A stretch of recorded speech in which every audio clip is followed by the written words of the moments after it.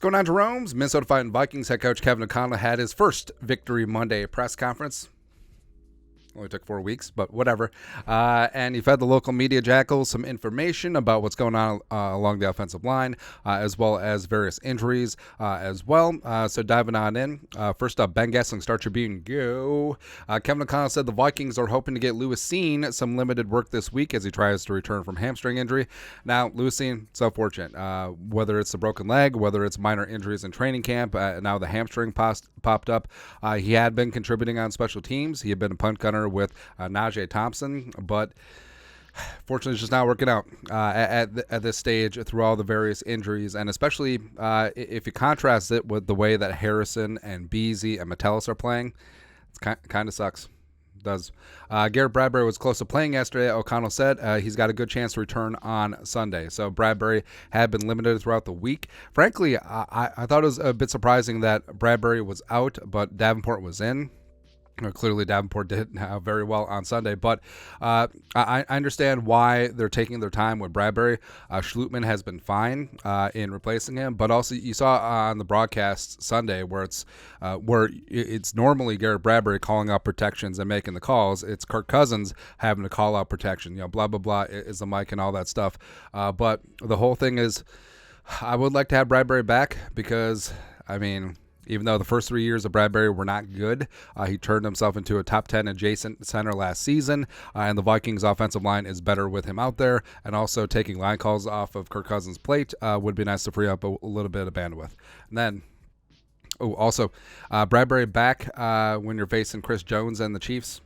I understand that Bradbury has had issues with absolute monster diesel defensive tackles, but we'll work it out. Kramer, Star Tribune, go. Kevin O'Connell said he gave Marcus Davenport a game ball after his first major workload with the Vikings. Disruptive, O'Connell said. That's what we envisioned when we went out and got him. And Davenport was, man. So he had a sack. He set up one for another sack, 3 pressures, 2 run stops, and the defense was just different. I understand that Carolina's offense, especially their offensive line, questionable, but the Vikings, Flores only blitzed on about 30% of his snaps. That's down about half from the first 3 games, around 62%. So Flores knew, like with Davenport out there with Daniil, and Wanham was doing some great things too, that they could get pressure with 4. And getting pressure with 4, even though we love the blitz, you only blitz when you're trying to change things up, and you only consistently blitz when you can't get home with 4. It's like we talked about last year with Donashell. If you can't get home with 4, send some more. But if the Vikings can get a consistent pass rush with Daniil and Davenport and Wanham and whatever defensive lineman, it would be great for the back end of that defense because they can play coverage. They're not going to be singled up. You got 7 on the back end, 6 if you send 5. So, as weird as it sounds, like Davenport may be a legitimate game changer for this Flores defense. Knocking on all the wood. Hopefully he stays healthy. Next. Kevin Seifert, ESPN, who's not Carl Gerbschmidt. He's not. With 4 games in the books, Vikings running back, kick returner King Kene and Wangu, Pup, and offensive lineman Chris Reed, NFI, are eligible to return to practice. Talk about practice.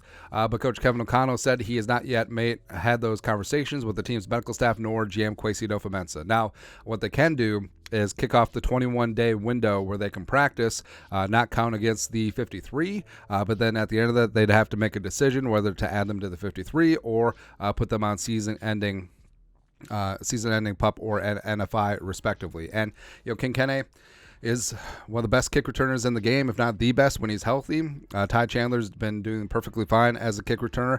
Chris Reed, would be nice to have another veteran interior lineman out there, so it'd be good to have them both back.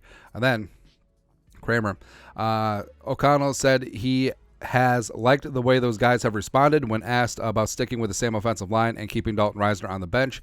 Said they'll continue to evaluate. And yeah, respect. The Vikings offensive line, I feel like even with injuries, I feel like they've done a decent job over the last 2 games, and especially on Sunday against Carolina. And don't get it twisted. Like Carolina, not that great of a team, but they can bring that pass rush with Burns and Derek Brown. So Houston, Yetter Gross Meadows. So the fact that the Vikings only had 2 sacks and 4 pressures, pretty damn good. Now, Even though the Vikings offensive line is starting to get its ish together in terms of the running game, obviously it'd be great to have Garrett Bradbury back, but I still think that Dalton Risner would be an upgrade over Ed Ingram, even though, yes, Ed Ingram only allowed one pressure against Carolina, respect, but that one pressure was the Adegros-Meadows pressure that resulted in Kirk with the deflected pass and the pop fly interception that killed the Vikings' momentum before halftime and gave the Panthers a field goal. So it just seems like Ed Ingram is reducing his mistakes, except